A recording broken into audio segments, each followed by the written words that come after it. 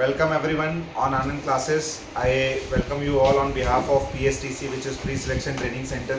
As you all know that we impart SSB classes at just rupees 250 at Kanpur Cantonment. So our recently selection is Adarsh Kumar, who has got selection on 13th of April 2026 from CDS OTA entry, and he has attended our 21st workshop, which was held in September and October 2025. So Adarsh, I would like to ask some questions. So guide online wali public ki how was your SSB, and tell us, there are students as well. Tell us ki how was your SSB and how you tackled your interview, your GDO and other tasks etc. मतलब कैसा लगा था starting से? हाँ जी बताइए.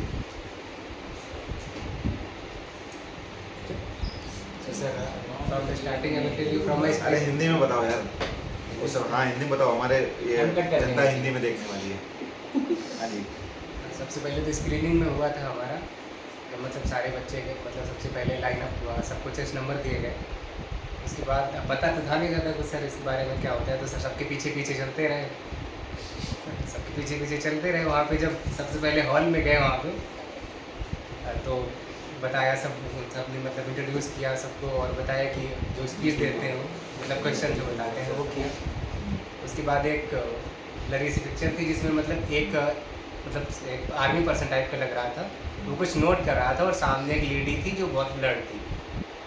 तो मतलब उस पर स्टोरी बनानी थी, तो मैंने ये बनाई कि मतलब कि जो भी आर्मी पर्सन था वो अपने विलेज आया हुआ था, तो उसने देखा कि लोग हेल्थ के लिए अवेयर नहीं है, मतलब ओबेसिटी वहाँ की बढ़ रही है. तो मतलब उसने ट्रेनिंग कैंप किया और मतलब जो फ़ोटो थी उसमें स्टेयर्स टाइप की दिख रही थी. तो मैंने ये बनाया कि उसने सबसे पहले लोगों से बोला कि स्टेयर्स पे ऊपर नीचे चढ़ना शुरू करो और काउंट करो कि एक दिन में कितने चढ़ पा रहे हो. ऐसे डेली अपना रेगुलर बनाओ और अपनी मतलब उसको नोट डाउन करो अपने रिपोर्ट्स को और धीरे धीरे इम्प्रूव करो. तो यही स्टोरी थी. उसके बाद ये बन गई मेरी.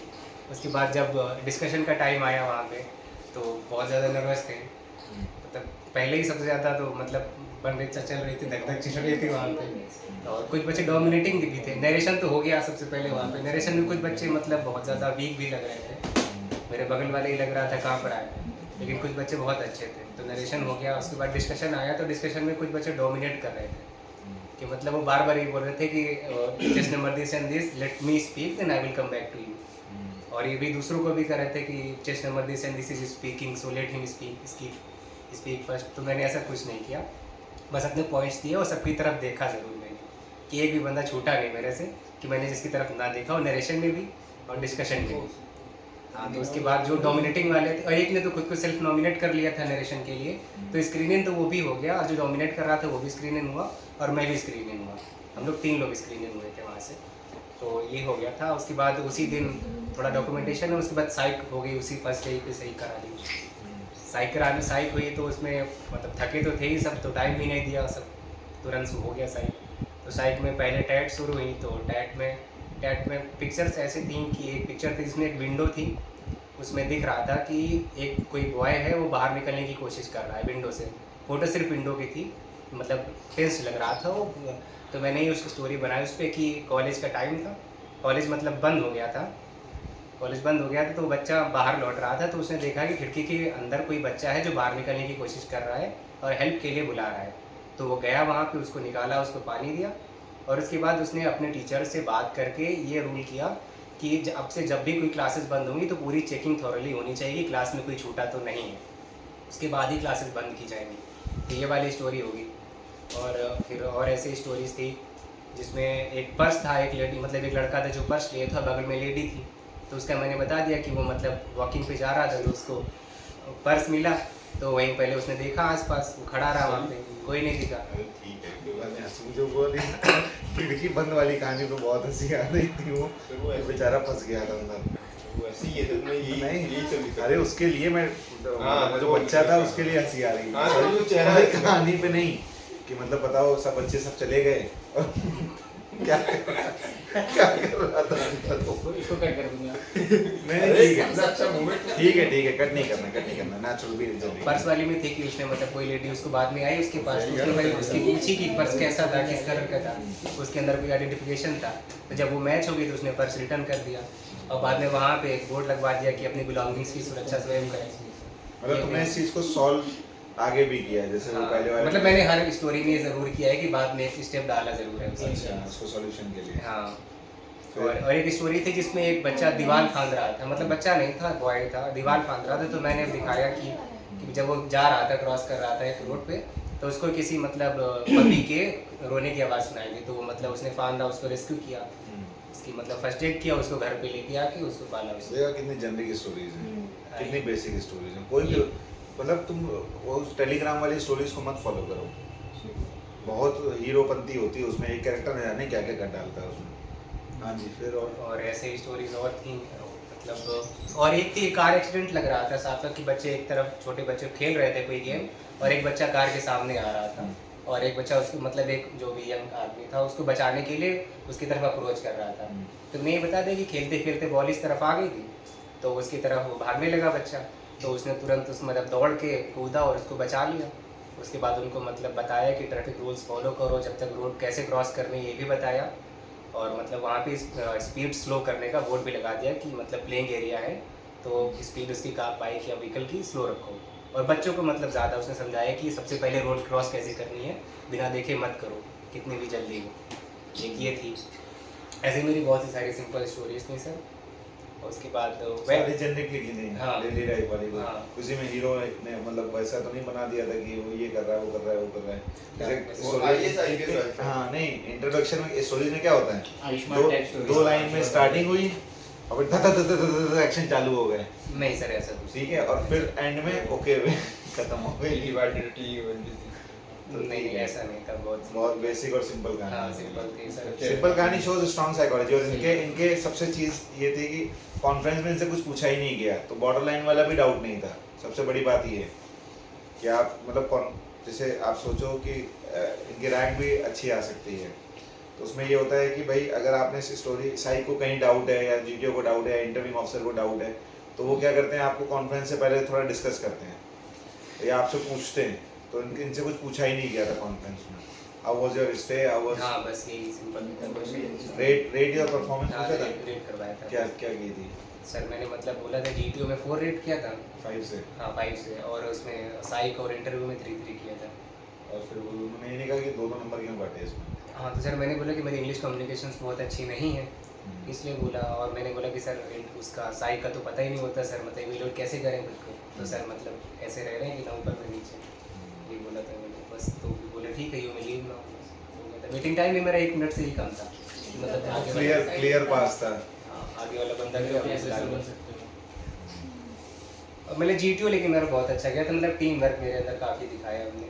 जीवार वगैरह में भी मतलब मैं सबसे अगर मैं दीवार पे चढ़ गया था तो मैंने सबको ऊपर किया, अगर नहीं चढ़ पाया तो मैंने नीचे से ही सबको ऊपर ज़रूर किया है। वो तो यहीं पे काम तो करने लिए वो जो वाली लाइन बाउंड्री है गई थी लेके इनकी कितनी वीडियोस हैं सबसे अभी वही दिखा रहे थे हर जगह। मतलब जीटीओ मेरा बहुत अच्छा था। कमांड टास्क मेरा भी सबसे टफ था। कमांड टास्क में सर ये मेरे लिए इजी लगा कि वो ब्लू और सिर्फ रेड था, वाइट जरा सा था तो मैं वहीं लगा देता था कि यहीं से कहीं ना कहीं मिल ही जाएगा क्योंकि ब्लू में कुछ होना नहीं, रेड में कुछ होना नहीं, वाइट कहीं कहीं छोटा सा नीचे दिख रहा, कहीं ब्लॉक हल्का सा निकला बिल्डिंग किया हुआ सरिया का, तो बस वहीं लगा दूँ कहीं ना कहीं तो मिल ही जा रहा था।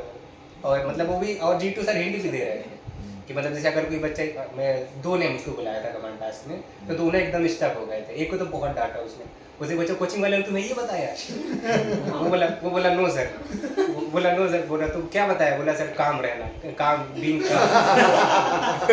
काम तो कर तो रुको 2 मिनट रुको बोल रहा उससे शांत रहो, वो खड़ा रहा लेकिन स्टक हो ही गया तो कुछ नहीं आ रहा था उसको। तो उसने फिर डांटा तो उसने बोला सबऑर्डिनेट्स की हेल्प लो। तो मैंने बोला कि मुझसे पूछ ले, वो मुझसे नहीं पूछी, दूसरे से पूछे वो भी उसको भी नहीं आ रहा था तो वो भी फंबल करके वो बता ही नहीं पाया। उसने बोला कि दूसरे सबऑर्डिनेट से पूछो, तो मैंने फिर एक रिंग थी टाइप में वो बना दिया, मैंने आ रहा था आइडिया मेरे को आगे, तो हमने वो दे दिया, बाद में आगे निकल गए। मतलब वो रोक नहीं रहा था जीटी किसी को, बस आइडिया मिल रहा था आगे बढ़ो।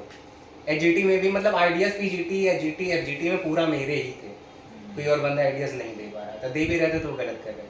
पीजीटी 3 से तो मुंह निकाला था 3 से मतलब हाँ मिक्स मेरा था वो जो उन्होंने हिंट दी थी। 3 वाले में तुमने हो सकता है 11 एसएसबी का जितना मुझे अगर याद है तो एक पीजीटी उधर वाले थे जिसके बगल में प्लेटफॉर्म था ऐसे, मतलब सबसे कोने वाला भी एक नहीं पीजीटी बीच में ही था। बीच में था, बीच में। था। तो उसमें तीसरे वाले में एक साइड में ऐसे मूव करके लगता है, उधर गोल घूम के ऐसे आता है तो फट्टे के ऊपर लगता है वो ऐसे। वो मेरा कमांड टच मेरे मूवेबल थे, जैसे बता रहे सारे मूवेबल कमांड टास्क थे, मतलब स्टेबल कोई नहीं हो रहे थे। स्टेबल चाहो बिल्कुल कंप्लीटली स्टेबल करना तो नहीं कर पाओ, जीटू के हिंट से भी नहीं स्टेबल हो रहे थे, लेकिन फिर भी वो मोरा कि हाँ ठीक है वर्केबल है आगे बढ़ो। कमांड टास्क में मेरा ये था। और मैंने उसमें एक जो मतलब बुलाया था मुझे सबऑर्डिनेट की तरीके, तो मैंने एक गलती कर दी थी कि वो जब कर रहा था वो स्टक हो गया एकदम। तो उसने बोला कि do you want to take help of your subordinates, तो मैंने सोचा कि बोल रहा है हेल्प करने को, तो मैंने बोल दिया जेंटलमैन प्लीज कीप द बल्ली बिलो। तो उसने बोला, तो उसने तुरंत कमांडर को बोला कि your subordinate has done a mistake, do you want to punish. तो उसने बोला कि ओके सर। तो उसने बोला कि ठीक है मैं इसको लास्ट में बुलाऊंगा, लेकिन उसने मतलब सही बोला और कुछ नहीं बोला कि लास्ट में बुलाऊंगा। तो मतलब तो मुझे लगा कि हेल्प करने को बोल रहा, तो मैंने तुरंत बोल दिया कि जेंटलमैन उसके नीचे लगा दो। उसको बिल्कुल दोनों मेरे दो बोला, दोनों एकदम स्टक हो गए थे। एक को इंग्लिश वही जो डोमिनेटिंग था वो गया था उस सीटी तक, तो वो इंग्लिश ही में बोल रहा था। तो वो बोला कि तुम्हें इंग्लिश ज़्यादा आती है, तो बोला यस सर इंग्लिश में कंफर्टेबल। तो बोल रहा तुम हिंदी में सबको तुम कमांड दो, हिंदी में ही बोलोगे। तो वही बोला ठीक है सर, तो हिंदी में उसने बोला, लेकिन मतलब दोनों स्टक थे बिल्कुल। वैसे सीटी हो गया। लेक्चरेट में सर मेरा फिटनेस ट्रेंड पे मैंने 4 टॉपिक थे, मतलब 3rd टॉपिक था फिटनेस ट्रेंड।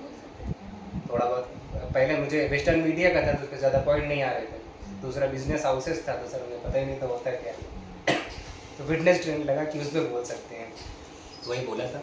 3 मिनट तक बोला था, उसके बाद 10-15 सेकंड और खींचा, बस शांत हो गया था। उसके बाद पूरी अंग्रेजी बोल ली थी? हाँ मुझे मतलब थी, बहुत ज़्यादा अच्छी नहीं थी, लेकिन अरे नहीं मतलब एक्सप्रेस करना होता है अपने आप को। लेकिन हाँ लेक्चरेट में भी मतलब मैंने छोड़ा किसी को नहीं, देखा हर बंदे की तरफ। मतलब पहले बोल रहा था, मुझे दिख नहीं रहा था कोई आगे, लेकिन मैं प्रिटेंड कर रहा था कि हाँ ये करके मुझे कुछ नहीं दिख रहा था सामने की कोई देख भी रहा मेरी तरफ या नहीं, बस मैं ऐसे सामने हाँ चारों तरफ, जैसे आप नहीं बताया था कि सबकी तरफ देखते हो, मैं सबकी तरफ देख रहा था। जीडी कैसा हुआ था?